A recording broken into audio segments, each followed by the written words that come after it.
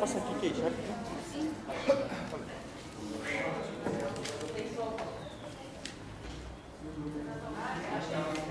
Vamos a continuar con el tema. Tengo entendido que la siguiente clase supuestamente es el examen, ¿cierto? Bueno. La siguiente hormona que tocaba es la ADH. La ADH es hormona antidiurética. Antidiurética o también llamada vasopresina o ADH. Esta hormona, dice ahí, es producida a nivel de los núcleos supraóptico y paraventricular del hipotálamo. Producido a nivel de los núcleos supraóptico y paraventricular del hipotálamo. Y se acumula a nivel de la hipófisis en la parte posterior que se llama neurohipófisis, de donde se libera. O sea, se libera de dónde? De la neurohipófisis. Y de ahí a dónde va a ir a actuar a nivel de los colectores. Actúan los colectores a nivel de unas células que se llaman acuaporinas. ¿Y qué van a hacer?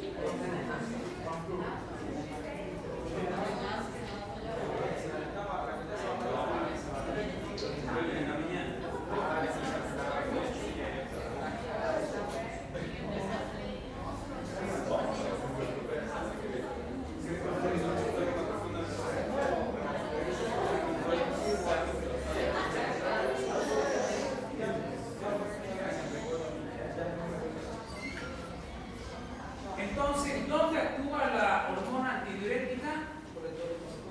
En los colectores, a través de unas células que se llaman acuaporinas. ¿Y qué hacen en los túbulos colectores? Solamente reabsorben agua.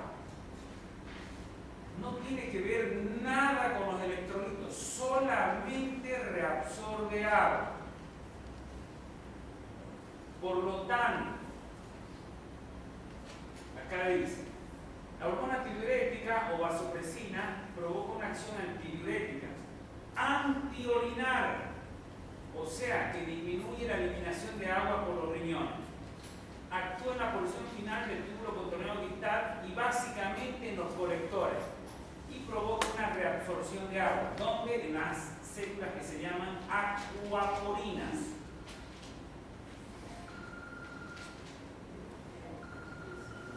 Por lo tanto,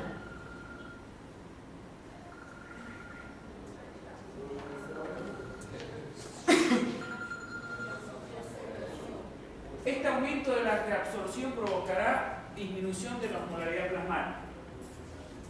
Si yo les pregunto, ¿cuál es la causa principal de la formación de la ADH? Ustedes van a decir el aumento de osmolaridad plasmática. La causa principal de la formación de esta hormona es el aumento de la osmolaridad plasmática. ¿Qué es la osmolaridad plasmática? La osmolaridad plasmática es la concentración de solutos en la sangre. ¿Cómo se mide la osmolaridad plasmática? A través de una fórmula. 2 multiplicado sodio más glucosa más urea sobre 5.6 y glucosa sobre 18. Algún lado dice 16, ¿qué importa? Urea sobre 5.6. Esto sirve para saber cuánto es la osmolaridad plasmática. ¿Y qué quiere decir eso? Lo normal sale 280 más menos 15. ¿Qué quiere decir eso? Va a estar entre 270 y 300 miliosmoles litro. De nuevo, esto mide la osmolaridad plasmática. ¿Cómo se mide la osmolaridad plasmática? A través de una fórmula. 2 multiplicado sodio más glucosa sobre 18 más urea sobre 5.6. ¿Cuánto es el resultado? 280 más menos 15. ¿Qué quiere decir? Mínimo 270, máximo 300 miliosmoles litro. ¿Y para qué sirve esto? Ejemplo. Si tenemos un paciente con una osmolaridad 300 o más, quiere decir lo primero, que hay mucha concentración de solutos, y lo segundo, que pueden pensar que el paciente está deshidratado. De nuevo, cuando la osmolaridad plasmática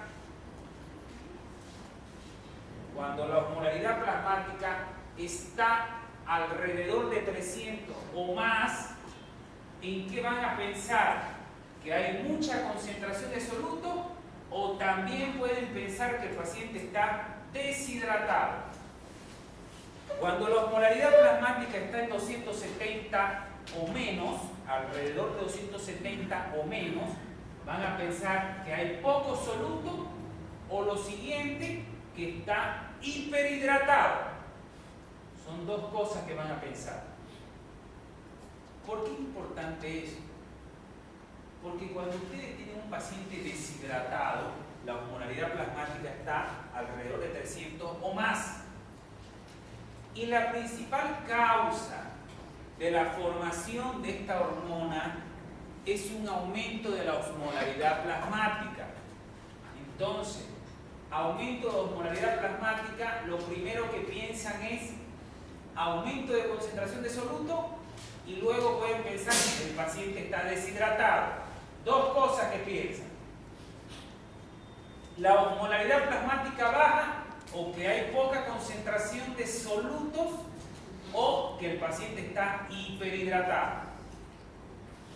Ejemplo: si tenemos un paciente con una cetoacidosis diabética. Cetoacidosis diabética es una complicación aguda de la diabetes, donde el paciente está deshidratado.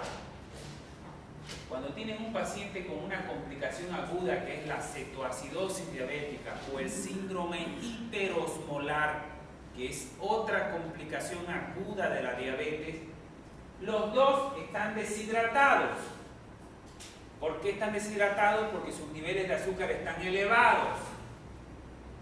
Cuando los niveles de azúcar llegan a un umbral de azúcar, que les dije a algunos, es de 160, 180, empieza a filtrarse por la orina. Y cuando se pierde por la orina, por ósmosis acarrea el agua y también se elimina el agua. Entonces, si ustedes tienen un paciente con una diabetes mellitus descompensada en su fase aguda, van a pensar cetoacidosis diabética, síndrome hiperosmolar, incluso hipoglicemia. Pero cetoacidosis diabética y síndrome hiperosmolar, los dos tienen una osmolaridad plasmática elevada. ¿Por qué? Porque los dos están deshidratados. ¿Por qué están deshidratados? Porque su nivel de azúcar sube y llega a un nivel de 160 y 180, se filtra y se pierde en la orina. Y cuando se va perdiendo en la orina, osmóticamente acarrea el agua y se pierde también bastante agua y se deshidrata el paciente. ¿Se entiende? Esos dos pacientes tienen una osmolaridad plasmática elevada. ¿Por qué saldrá una osmolaridad plasmática? Porque el solo hecho que tengan un azúcar de 300, de 500 acá, va a hacer que la osmolaridad se eleve. Ahora, cuando están deshidratados esos pacientes, van a estimular a nivel del hipotálamo la producción y la liberación a nivel de la neurohipófisis de la hormona antidiurética. ¿Para qué se va a formar esta hormona antidiurética? Aquí dice, para disminuir la eliminación de agua por los riñones y compensar esa pérdida de líquido. ¿Se entiende? Ya que estamos hablando de esta fórmula básicamente está sujeta al nivel del sodio y al nivel de la glucosa. Estos dos son los que mandan esta fórmula. Vamos a terminar este tema y vamos a hablar de electrolitos. Y voy adelantando. Cuando el sodio está elevado, lo primero que ustedes van a pensar es que el paciente está deshidratado. Cuando el sodio está elevado en sangre, hipernatremia, lo primero que piensan es que el paciente está deshidratado. Luego pensarán que ha comido algún alimento con bastante sal, pero lo primero van a pensar que está deshidratado. Entonces, queda claro, primer o principal estímulo hiperproductor de ADH, el aumento de osmolaridad plasmática. Este aumento de la reabsorción de agua provocado por la ADH va a provocar disminución de la osmolaridad plasmática. ¿Cuál es el objetivo que disminuye? Que entre en los valores normales. Cuando un paciente está debidamente hidratado, tiene una osmolaridad plasmática entre los 170 y 300. Para eso sirve. Si nosotros tenemos un paciente que está hospitalizado, ¿hasta cuándo vamos a meter agua? Hasta cuando la osmolaridad plasmática esté dentro de los parámetros normales. Para eso sirve hacer esta fórmula, una fórmula donde saca los laboratorios que son de rutina, que tanto les insisto. Sodio, glucosa, urea son laboratorios de rutina. Con esos laboratorios de rutina ya nosotros vamos a saber hasta cuándo vamos a hidratar correctamente un paciente. Tenemos un paciente deshidratado por X razón, sacamos osmolaridad plasmática, la osmolaridad está elevada, hidratemos con agua. ¿Y hasta cuándo vamos a hidratar con agua? Hasta cuando la osmolaridad plasmática esté con rangos normales. Entonces, cuando se libera esta hormona, aumenta la reabsorción de agua y disminuye la osmolaridad plasmática hasta llegar a valores normales. Al reabsorberse agua, aumenta el volumen sanguíneo, el retorno venoso, mejora el gasto cardíaco. Esto de acá es importante. Cuando ustedes, le digo ustedes porque yo no tomo alcohol, mira, yo tomo alcohol también de vez en cuando uno toma alcohol, bloquea una hormona que se llama la ADH. Por eso que los que están tomando bebidas con alcohol, cada rato van al baño, porque todo el tiempo la ADH se está bloqueando por efecto del alcohol. Entonces, mientras uno toma todo el tiempo al baño, todo el tiempo al baño. ¿Por qué? Porque se está bloqueando la ADH. ¿Y qué va a pasar? Va a orinar a cada rato. Por eso que los que toman alcohol terminan deshidratados al final. Se la pasan tomando toda la noche y el otro día están deshidratados. Porque está bloqueada esta hormona. La cafeína en algo también bloquea. La nicotina en algo también bloquea. Pero más que todo el consumo de alcohol hace que se inhiba. Siguiente. No hay tabletas para eso, doctor. Hay.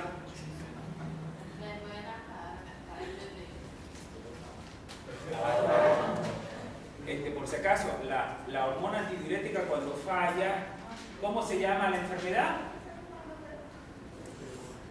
Diabetes insípida. Diabetes insípida, ya hemos hablado.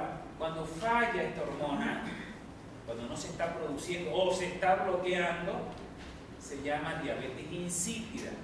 Los pacientes que tienen diabetes insípida están orinando todo el tiempo, 3, 4, 5, 6, 7 litros, 8 litros, porque está bloqueada. O se bloqueó en su formación, y esa es una diabetes insípida central, porque hay algún problema a nivel de la hipófisis o del hipotálamo, por algún problema vascular, traumatismo encefalocraneano, un problema de meningitis, o se bloquea el riñón y se llama diabetes insípida nefrogénica. Por lo tanto, existen dos tipos de diabetes insípida: la diabetes insípida central y la diabetes insípida nefrogénica. Central cuando falla la hipófisis o el hipotálamo, y diabetes insípida nefrogénica cuando falla los riñones. Hay alguna alteración a nivel del túbulo contorneado distal o colector. ¿Se entiende? Los dos van a producir poliuria. Ya saben cuándo es poliuria, ya hemos avanzado. Ahora, cuando falla esta hormona, más que todo cuando es una diabetes insípida central, más que todo, ya les dije, por un accidente vascular cerebral, por un traumatismo encefalocraneano, por algún problema infeccioso, en ese caso se utiliza como tratamiento, por lo que me preguntaron, un análogo sintético. Se llama análogo sintético, es un fármaco creado en laboratorio con una similar función hormonal y se llama desmopresina. Entonces puede ir a beber y se lleva su desmopresina. ¿Ya? La desmopresina es un medicamento que se utiliza vía inhalatoria, que tiene la misma función que la hormona antidiurética, actuar en el túbulo contorneado distal y colector, reabsorbiendo agua. Entonces, acuérdense, ya hemos hablado de diabetes insípida.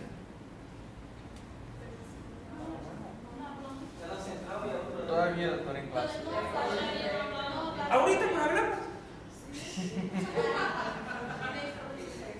Acabamos de hablar.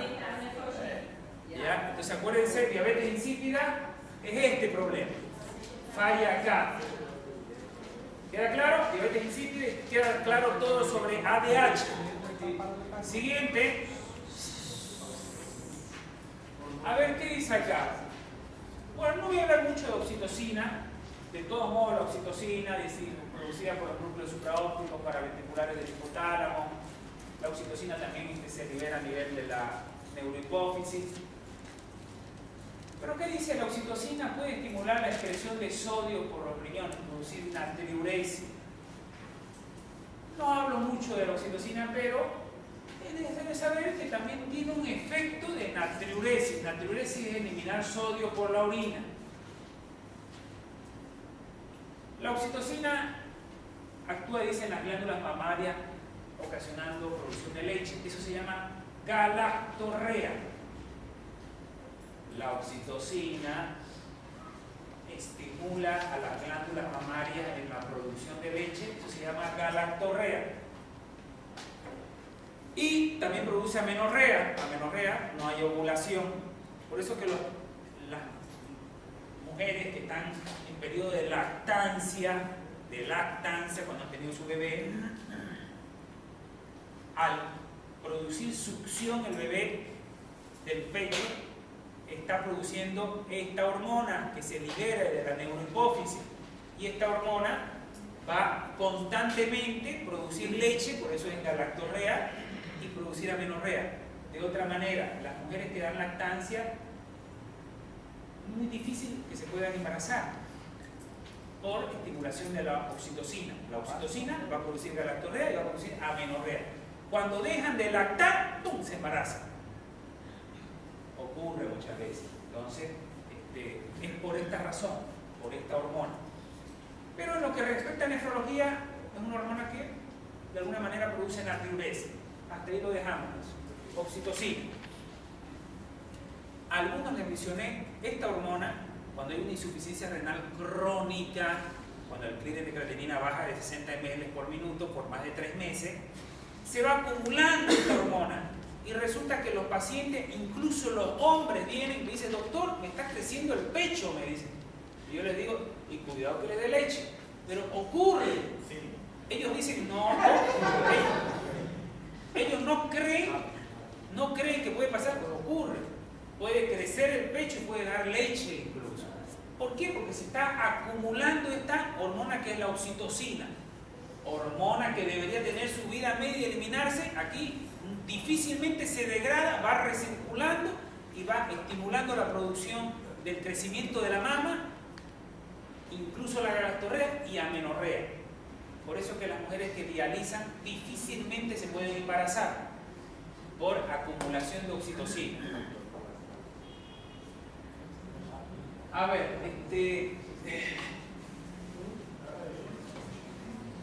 es lo mismo. Vemos acá neurohipófisis. Esta es la hipófisis, esta es la neurohipófisis. La neurohipófisis, de aquí se libera la hormona antidiurética, pero aquí se produce en los núcleos supraópticos y paraventriculares. ¿Y dónde actúa? En el túbulo contorneado. Ahí está el túbulo contorneado distal y este es el colector. Entonces, ahí actúa que reabsorbiendo agua a través de las células que son las acuaporinas. Es lo mismo, está hablando de lo mismo. Ahora, la ADH, ya hemos hablado todo sobre la ADH en sí, ¿no? Es lo mismo. Escuchen. Cortisol. El cortisol es otra hormona que se produce a nivel de la corteza de la glándula suprarrenal. La glándula suprarrenal tiene unas estructuras tal cual: glomerular, abajo fascicular y abajo reticular. Glomerular, fascicular y reticular. Y en ese orden se libera también aldosterona, cortisol y andrógeno. La corteza suprarrenal tiene unas estructuras, unas células, son las primeras capas glomerulares, las segundas fasciculares y las terceras reticulares. Y en ese mismo orden se van liberando aldosterona, cortisol y andrógeno. Si yo les pregunto dónde se libera el cortisol, que es un glucocorticoide, van a decir en la corteza suprarrenal. ¿Quién estimula la liberación del cortisol? Una hormona, ya les mencioné algunas, que se llama ACTH. Esta hormona, que se libera en la hipófisis, en la adenohipófisis, es una hormona, se llama hormona adrenocorticotrópica, la ACTH. Hormona adreno, porque estimula la glándula suprarrenal; córtico, porque estimula la corteza; y trópica, que significa estimular. ACTH. Esta hormona va a estimular a la corteza suprarrenal para que se forme cortisol. Y el cortisol tiene muchas funciones. Entre ellas, les dije, estimular al hígado en la formación de glucosa. Eso se llama neoglucogénesis. Nuevo, glucosa, génesis, origen. Forma azúcar. ¿En base a qué forma azúcar? En base a los aminoácidos, son proteínas al final, piruvato, lactato. Eso se va al hígado y se transforma en azúcar. Aminoácidos, piruvatos, lactatos. Va al hígado y se forma azúcar. Ese proceso se llama gluconeogénesis. Gluconeogénesis. Entonces, el cortisol estimula este proceso que se llama gluconeogénesis, que es formación de azúcar. ¿En base a qué? Lactatos, piruvatos y aminoácidos.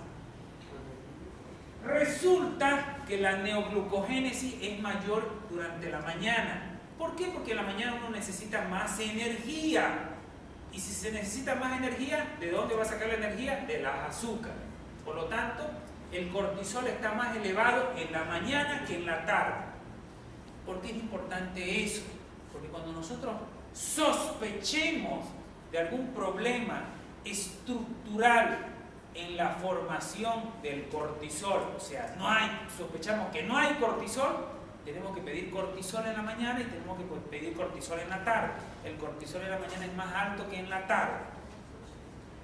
El cortisol tiene también otras funciones. Produce catabolismo proteico, destrucción del tejido muscular significa. Catabolismo proteico, destrucción del tejido muscular. Por lo tanto, los pacientes que utilizan cortisol con su análogo sintético, que son la prednisona, prednisolona y otro tipo de corticoides, a la larga producen atrofia muscular.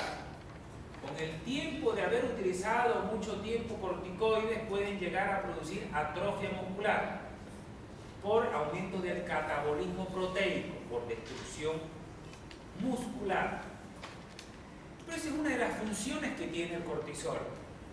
También actúa a nivel de las células osteoclásticas.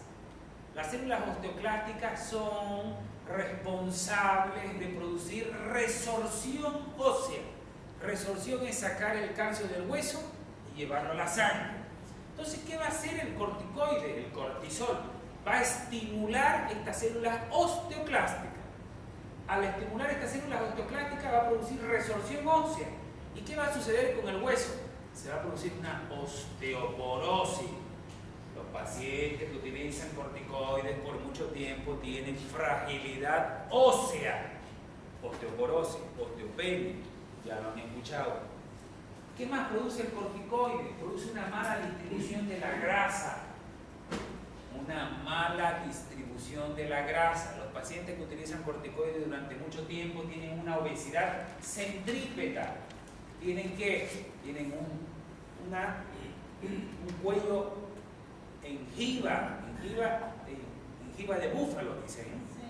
Entonces se acumula la grasa a nivel cervical.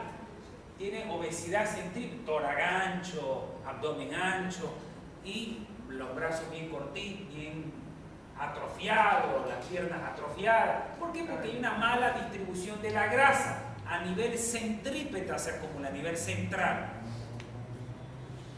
Y por último, otra de las tantas funciones también de los corticoides es estimular, aparte de los osteoclastos, bloquear a la vitamina D.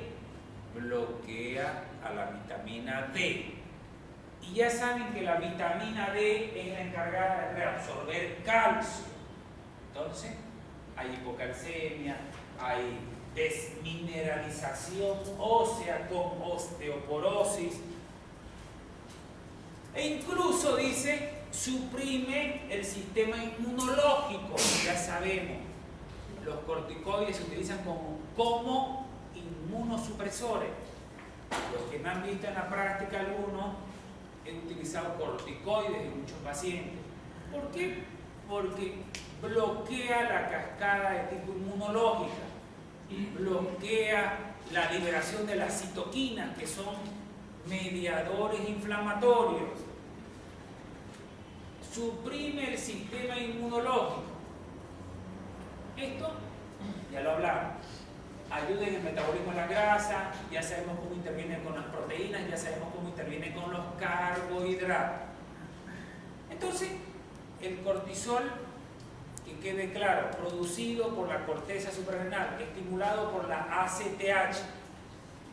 Existen ciertas situaciones que van a estimular esta ACTH. Si se estimula esta ACTH, va a aumentar la formación de cortisol.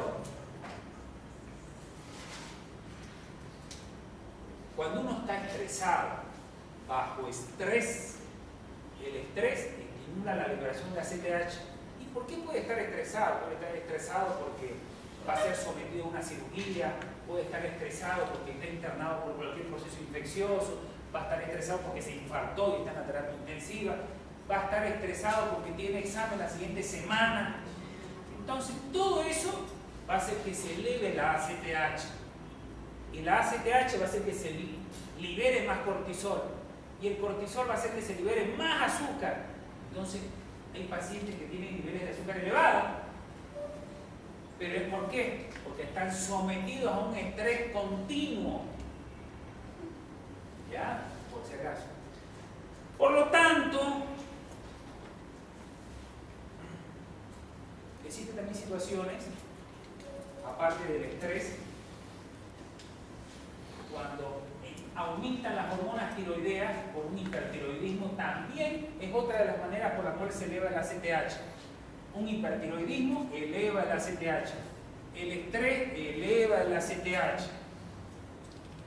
Cuando uno está con adrenalina, con cualquier proceso sometido a tensión nerviosa, se eleva la ACTH.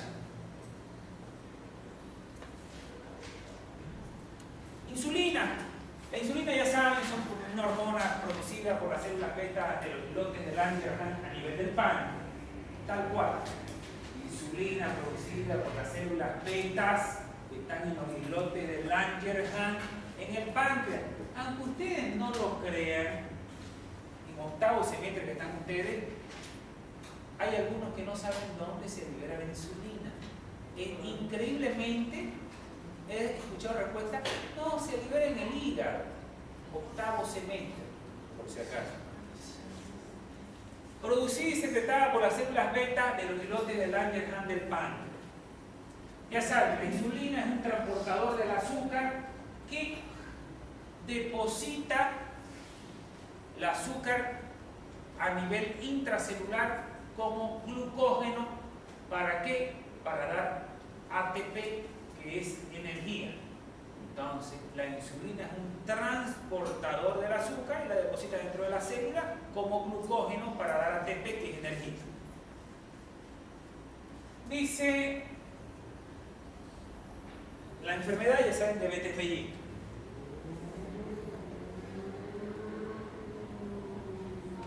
Falta, compañero. Falta.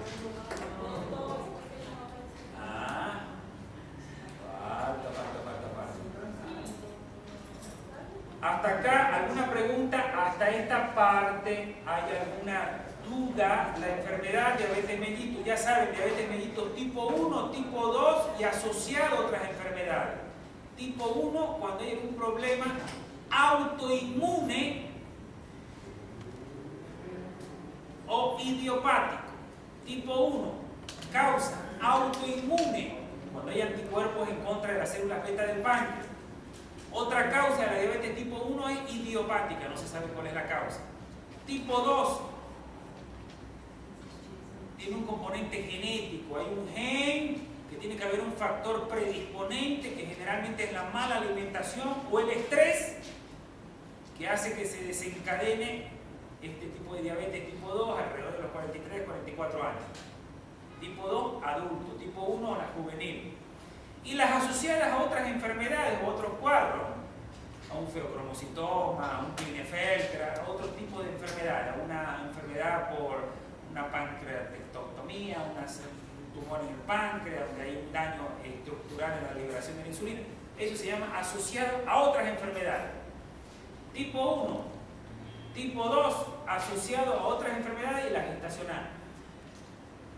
Vamos a hablar de algo que es importante, que se llama desequilibrio hidroelectrolítico. Lo voy a buscar. Hasta aquí, ¿alguna duda? Doutor, uma coisa, cortisol se libera mais na parte da manhã. Os pacientes que hacen uso crónico de cortisol também têm que tomar na manhã, porque é a lei que pode atrofiar a corteza de la glande y deja de producir, ¿no? Claro, lo que pasa es que los corticoides no pueden utilizarse permanentemente. Es más, cuando tenemos alguna enfermedad de tipo autoinmune, nosotros empezamos con una dosis de corticoides que luego tenemos que ir disminuyendo progresivamente. No se puede retirar en forma súbita y tiene que tener un tiempo. ¿Por qué? Porque si estamos colocando corticoides de afuera, se va a bloquear la ACTH, y si se bloquea la ACTH ya no va a estimular la formación de corticoides. Entonces va a producir una total ausencia en la formación de corticoides.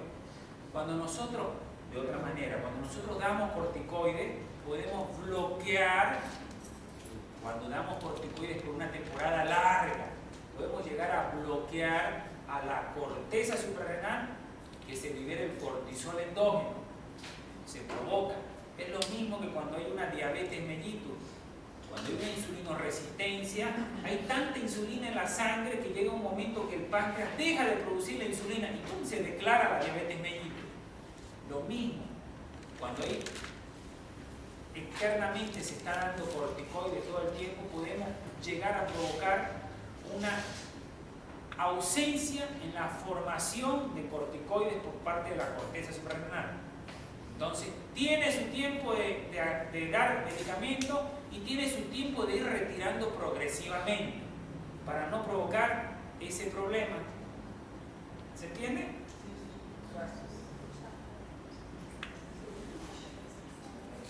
Generalmente nosotros utilizamos alrededor de 6 meses corticoides en ciertas enfermedades, pero cada vez disminuyendo progresivamente.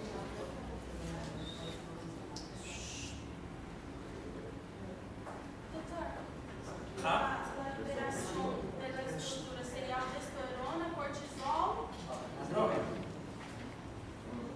Andrógenos son, incluso hasta la testosterona es un andrógeno, por si acaso. Eso se libera a nivel de la corteza suprarrenal. A nivel de la médula suprarrenal se liberan catecolaminas. A nivel de la médula suprarrenal se liberan catecolaminas como la adrenalina, la noradrenalina, son catecolaminas. Incluso el tumor hiperproductor de catecolaminas que se encuentra a nivel de la médula suprarrenal se llama feocromocitoma. Es el tumor que produce cantidades de catecolaminas, se llama feocromocitoma. Acá hay algunas cosas que voy a pasar que no son tan importantes y otras que voy a hacer un poco más de énfasis. ¿Como cuáles? Es decir, durante la vida adulta la cantidad de líquido está alrededor de los 55 a 65%. Nuestra composición es 55 a 65% de agua. En los niños recién nacidos 75-80% son agua. Ahí ven, de acuerdo a la edad, el grado de porcentaje de agua.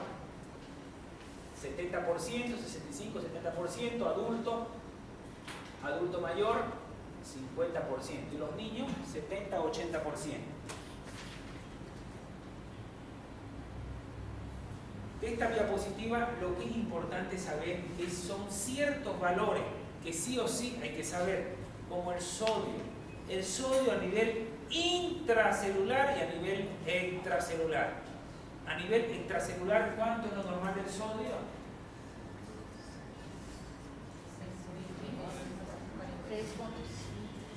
135 a 145 miliequivalentes por litro. Lo normal a nivel extracelular. Extracelular es lo que ustedes sacan en el laboratorio de sangre y salen.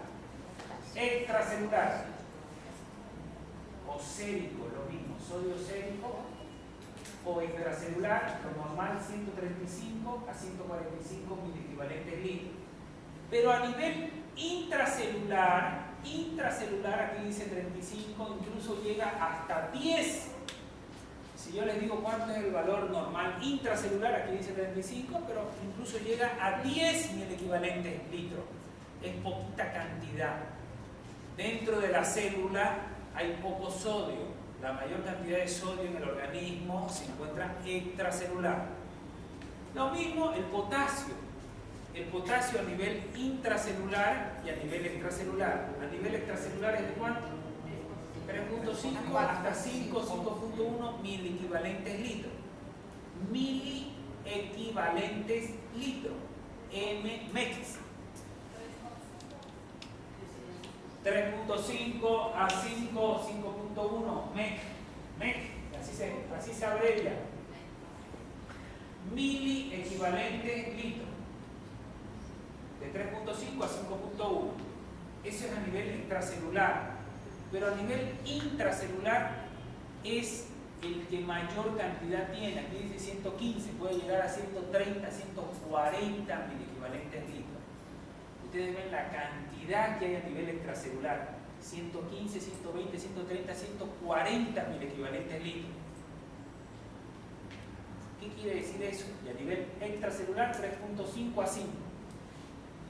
Quiere decir que cuando hay alguna lesión de las células, por X razón, por un shock seco, por una sepsis, por un traumatismo, por una quemadura, por cualquier razón, se libera ese potasio del intracelular al extracelular y sube el potasio a nivel extracelular.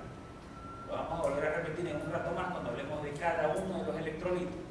Por lo pronto, saber el sodio, cuánto hay a nivel intra, y el sodio, cuánto hay a nivel extracelular. Saber el potasio, cuánto hay a nivel intra y cuánto hay a nivel extracelular. El magnesio, también lo pedimos el magnesio, porque causas de calambre no solamente la pérdida de potasio, sino sodio, calcio, magnesio. Tenemos que saber cuántos son los valores del magnesio. Aquí dice a nivel extracelular alrededor de 3 y a nivel intracelular alrededor de 27. Varían de acuerdo a los laboratorios, pero esas son las medias. ¿Ya? Medias. Magnesio, extracelular, intracelular. De aquí otro más, ninguno. Eso es lo que se aprenda. Sodio, potasio, calcio. Calcio también. Calcio a nivel. Hay otra diapositiva que está mejor. Lo mismo, aquí miren, varía un poco los valores, pero es lo mismo. Dice potasio, ¿dónde está el potasio? 150.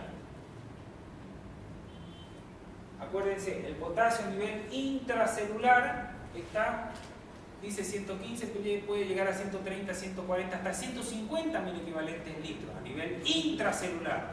Y extracelular 3.5 a 5.1. Menciona, escuchen, Calcio. dice, cuando hay, dice, disminución del volumen sanguíneo, cuando disminuye el volumen sanguíneo, aumenta la osmolaridad plasmática por aumento de concentración de soluto, tal cual. Cuando disminuye el volumen sanguíneo, porque se deshidrató el paciente, va a aumentar la osmolaridad plasmática. Ya saben qué es la osmolaridad plasmática, concentración de soluto. Este aumento de concentración de soluto va a aumentar la osmolaridad plasmática. Este aumento de concentración de soluto aumenta la osmolaridad plasmática, eso lo hemos hablado. ¿Qué quiere decir ese aumento de osmolaridad plasmática? El paciente está deshidratado. ¿Qué va a hacer eso? Esta disminución va a disminuir la presión arterial. ¿Qué va a suceder cuando disminuye? Este es un resumen de lo que hemos hablado. ¿Qué pasa cuando disminuye el volumen sanguíneo? Va a llegar menos sangre por la arteriola aferente al aparato yuxtaglomerular. Lo menciona. ¿Qué pasa cuando llega menos volumen de sangre al aparato yuxtaglomerular? Se va a liberar la renina.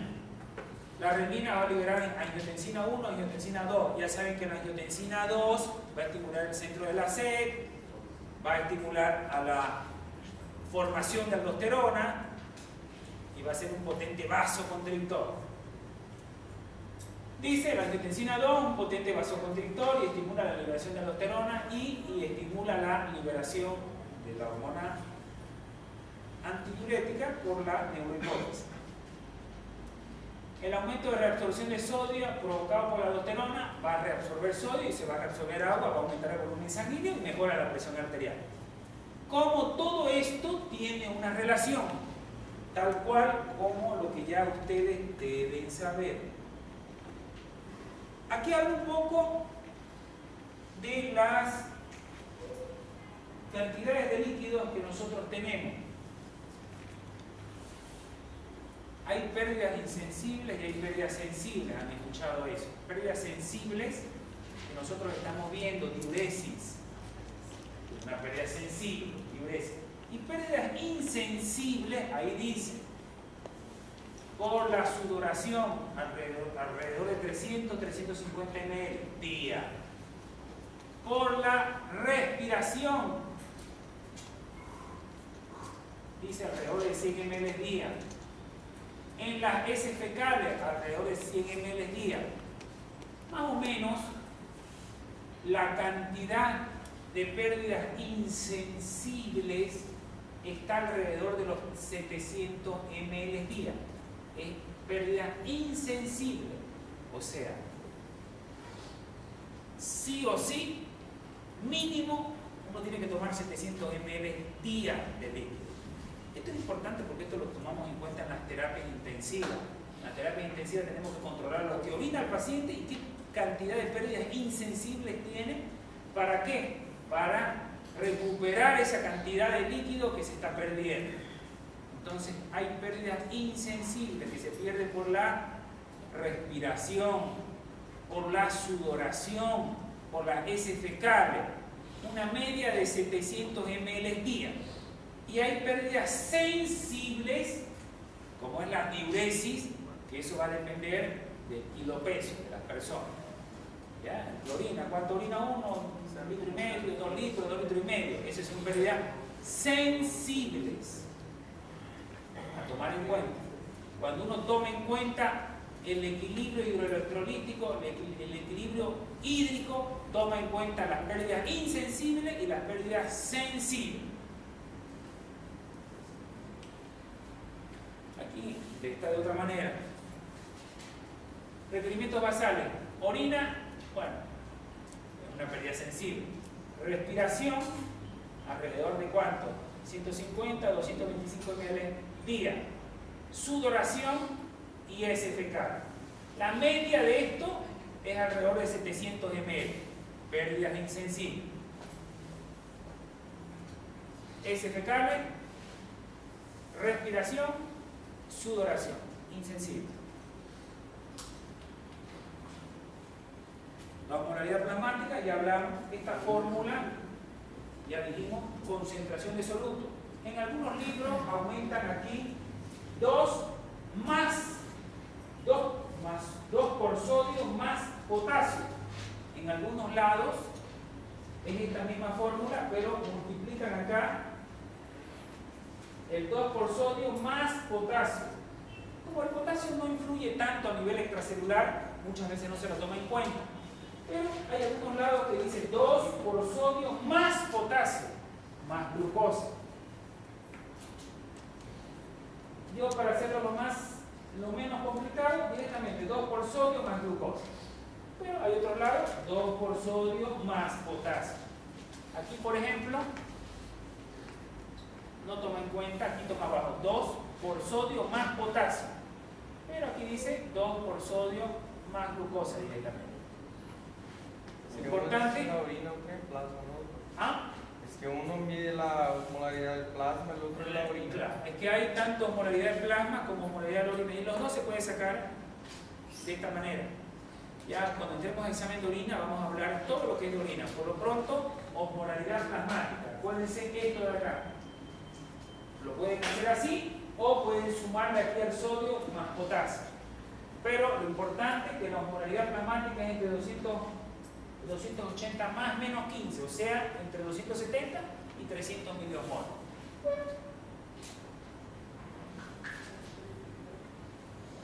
Causas de déficit de volumen extracelular. Bueno, ¿por qué está deshidratado el paciente? Porque tiene una descompensación aguda de la diabetes, una cetoacidosis, un síndrome hiperosmolar, porque está con vómitos, náuseas, diarrea. Eso es fácil de entender. Vámonos a sodio. Lo importante del sodio, ahí están los valores normales, entre 135 y 145 miliequivalentes al litro. Dice, el sodio es uno de los principales electrolitos más importantes, uno de los más importantes, porque básicamente es el que lleva esta fórmula. Si el sodio está aumentado, la osmolaridad plasmática aumenta. Si el sodio está disminuido, la osmolaridad plasmática disminuye. Entonces, es importante el sodio. Por eso que dice, es uno de los electrolitos más importantes del organismo. Se localiza principalmente a nivel extracelular, con estos valores. A nivel intracelular está alrededor de 10, en la diapositiva decía hasta 35. Poca cantidad a nivel intra y mayor cantidad a nivel extracelular. Sus funciones principales son las de regular la distribución del agua en el cuerpo, en la transmisión de los impulsos de las neuronas y las contracciones musculares. Por eso mismo, que cuando falla o está aumentado o está disminuido, hay alteraciones. ¿Dónde? Alteraciones a nivel muscular, alteraciones a nivel de las terminaciones nerviosas y obviamente que si sabemos que el sodio está aumentado, lo primero que vamos a pensar es que está deshidratado, o que si el sodio está disminuido, lo primero que pensamos es que está sobrehidratado. Entonces, ahí está, el sodio interviene en la regulación del agua, 1, en 2, más que todo en los impulsos nerviosos, y 3, en las contracciones musculares. Hiponatremia, cuando baja el sodio. Acá les voy a mencionar algunas cosas que me parecen importantes.